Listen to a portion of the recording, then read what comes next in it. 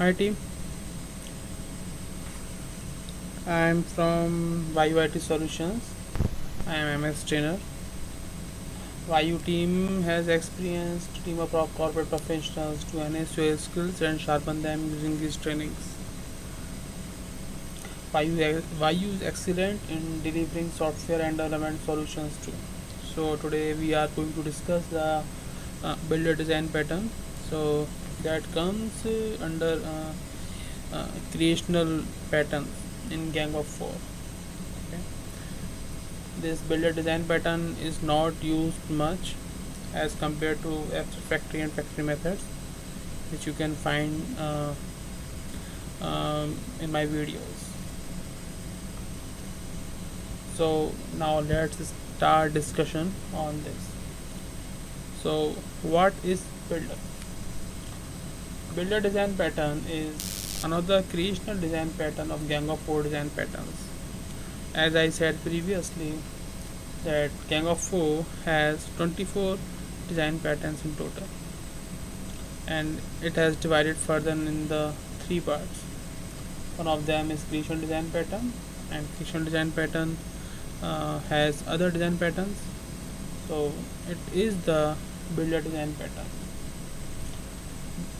Now the question comes, when the builder design pattern will be used. It is used when the construction of the object is very complex. Complex can be in terms of calculation, or it can be in terms of taking time. Lengthy, it can be lengthy. So when the construction of the object is very complex, then we use the builder design pattern. So the main objective is to separate the construction of objects and their representations. We are separating the construction of the objects and their representations. Okay. We can get many representations from the same construction. Since we are forcing that the construction of the objects and their representation should be different, should be separate. So if we are able to separate the construction and representation, we can get many representations from the same construction, which I will explain you in the next slides. Currently it might be some confusing for you, so just now understand it. So builder design pattern creates the objects in the step-by-step fashion. So when you are doing something in the step-by-step fashion, then you are getting some control on the creation of objects, right? So you are getting control on the complex objects which are being created. Okay, so I can say separate the construction of complex object from its representation, so that same construction process can create different representations.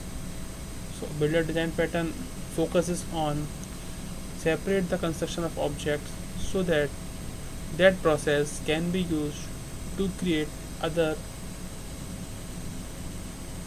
representations. Alright, so basically the focus on the construction of the objects, the process which is creating the objects which have very complex. So you see in this slide that it is the builder, basically this builder and concrete builder and product and director. So this builder will have the methods or the operations which will be created. Okay, its implementation will be in the concrete builder class, and this concrete builder class which will create the objects of the product class. So from where these will get the directions, from the director class. So director class will do all these.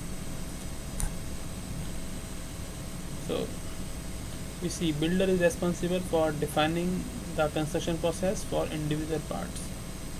So suppose you have some process and steps are process 1, process 2, process 3. So in the builder you will define build process 1, build process 2, build process 3, and finally you will return the object from this.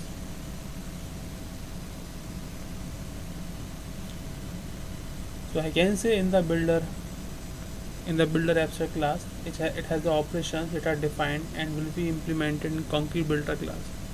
So where it will have all its uh, method implementation in the concrete builder class. And this has the director also. Director takes those individual processes from the builder and defines the sequence to build the product. So this director class will have the that sequential steps, but that sequence.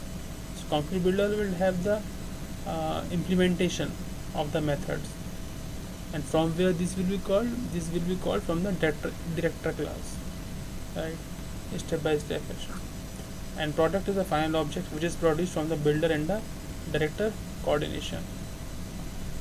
So we see in this the builder design pattern, the construction details are completely hidden from the client entirely. However, we are getting the complex object, but this complex object implementation detail is completely hidden from the client. So client will never know how the complex objects are being created. So now let us see some example for this. We have this director class, and we have the desktop builder class. It has the concrete classes, flat desktop builder and cabinet desktop builder. Okay, and the product which will be created is the desktop product. So it is our desktop builder class. Now we are creating some computer. It will have the RAM, SMPS, mouse, keyboard, and finally it will return the result.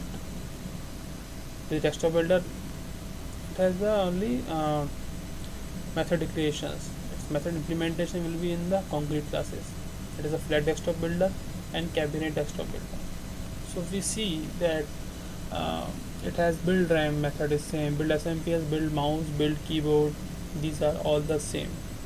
So it has the same construction process, right? So this construction process we have defined in their concrete classes, right? So for the flat desktop builder, it has a build RAM, SMPS, mouse, keyboard, and similarly for cabinet desktop builder, right? So these will be called from the director class. Now we see in the construct method that it has the build RAM, build SMPS, mouse, keyboard, and finally it returns the result. So from where it is called in the construct method of the director class. Okay, what type of object it will return? It will return the object of the desktop type. So we have the abstract class desktop. It is not mandatory that product class you make it as abstract. You can make it simple as you can, but I made something advanced. So this desktop class and this abstract class will be inherited in the flat desktop and the cabinet desktop, right? So this desktop has list of parts. It has one method add, show, and assemble. So this assemble method is in the flat desktop and cabinet desktop in both. So first I create the object of the director class, that is right, that will have all the operations in the step by step fashion, in the sequence fashion. So we have done desktop builder. Now we are going to create the flat desktop builder, right? So we have one method in the director class. We will pass the object of the desktop builder class in the construct method. Okay, so as soon as it comes in the construct method, it will call the corresponding class methods. Since we are getting the object of the flat desktop builder class, so desktop builder is our base class. The object will come in it, and then it will go to the concrete class, its subclass. It will create build RAM, build SMPS, mouse, keyboard, get result, etc. Everything. Similarly, the flat desktop builder will create the flat desktop, and similarly we can see that cabinet desktop will be created in the same way. So we see that it has the same construction process, that is separate, and that is being used for creating the different representations of the desktops. So now question comes, where this dotted framework, where this builder is used in the dotted framework. So first I say that builder is not used frequently, but we can find it in dotted libraries. Where does it find? We can find it in the VB code provider and C# code provider factory classes. Okay. These factory classes has method create generator methods. Okay. And that method returns the object reference of type interface, I code generator interface. So all the code will be controlled through I code generator interface in the create generator methods. I mean, it will be customized through create generator method. Okay. So now I think you have got the idea of the builder design pattern. If still you don't get, then you can reach out to me at my email ID.